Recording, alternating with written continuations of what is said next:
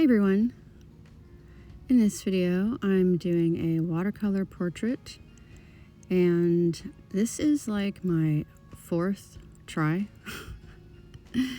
I don't know what it was, but I believe it was me and the material was having a completely different idea of what was going to appear on this paper today. So as you guys know, I'm not the best at planning things. I just kind of have a loose idea, or I get inspired and I feel like, oh, I should paint. Okay, what haven't I painted in a while? Which paints do I feel most drawn to? And what's my favorite brushes currently? So that's about the extent of my planning. And once in a while, when I put certain things together, they just do like really unexpected things, and I'm left wondering, what am I doing wrong? These are, things I like and that I use all the time, but sometimes when you put things together that you haven't used together before, you realize there's some things to consider and you gotta kind of backpedal a little bit. So let me explain. Okay, this is not 100% watercolor, cotton watercolor paper. It is my favorite non-cotton watercolor paper that I've been using for a few years now. And I've recently come to really love these quill brushes. They're like mop quill brushes. They come to a point, but they're real floppy and they like hold a lot of water. I believe they're synthetic, but they're just like dump water like crazy. So the combination of those two things, first of all, I should have known better to put dumpy, watery brushes on non-cotton paper. So overlook number one. And then the KURETAKE Japanese paints, those things, they love to move. So the second they hit water, they explode. So I've got this non-absorbent paper with these really flowy paints and a lot of water. But I was determined to use these things together. So after about the fourth painting, I'm like, what in the heck am I doing wrong? Should I just let the paint merge and just let it do this explosive thing? So that's what I did.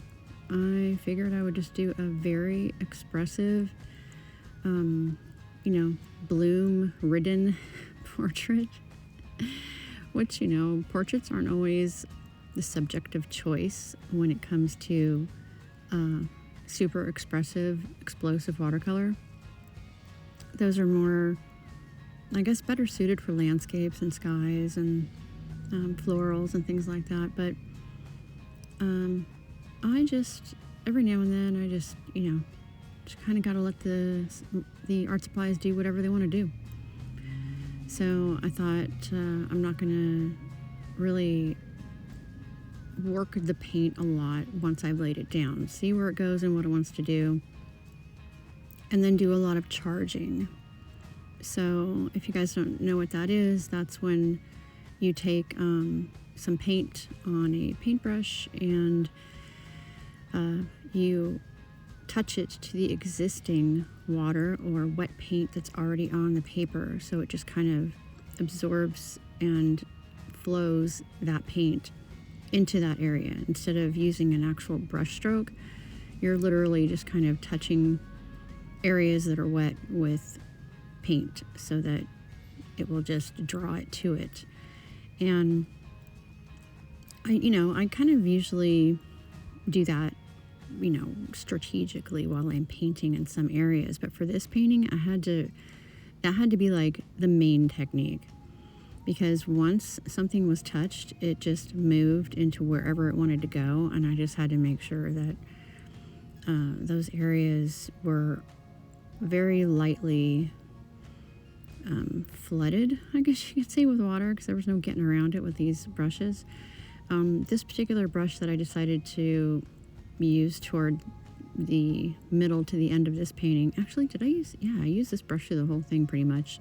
I did use the quill brush to do the background and to do the hair and to do some like background blending and stuff. But for the face, the details, at least as small as I could get them with this type of technique and these materials, was my Vinci size 4. And it holds a lot of water as well, but it's pointed, and it tends to hold a little less water than the lower quality brushes of the same type. But it's just a better brush. So yeah, anyway, that's kind of why this painting is looking really crazy throughout most of the process, because the water is just pooling, and it's just going, and it's just, everything's just bleeding into each other. So I was trying to be okay with that. And these particular paints are some individual colors that I bought from a website called Marker Supply. Actually, I think it's called Durable Marker Supply. But they allow you to buy the paints individually and pick your colors and get a little palette, a little empty palette. And yeah, it's a different color scheme than the last 12 set that you saw, that I used in the last video that I did. So these are some more slightly muted colors, and colors I prefer more for portraits, but I don't know, they really went well together, and they kind of had this like fall scheme, but they're on the brighter side. I don't know, they're really cool. So it's like Mars yellow, Venetian red, Vermilion, raw umber deep, shadow green, and cobalt violet.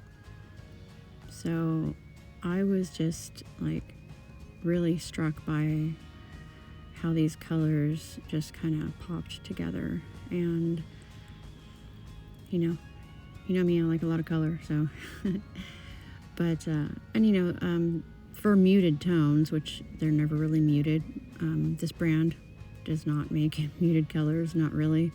I mean, they do have some like pastel blends, but here is the finished portrait. And yeah, hope you guys liked this rather expressive style.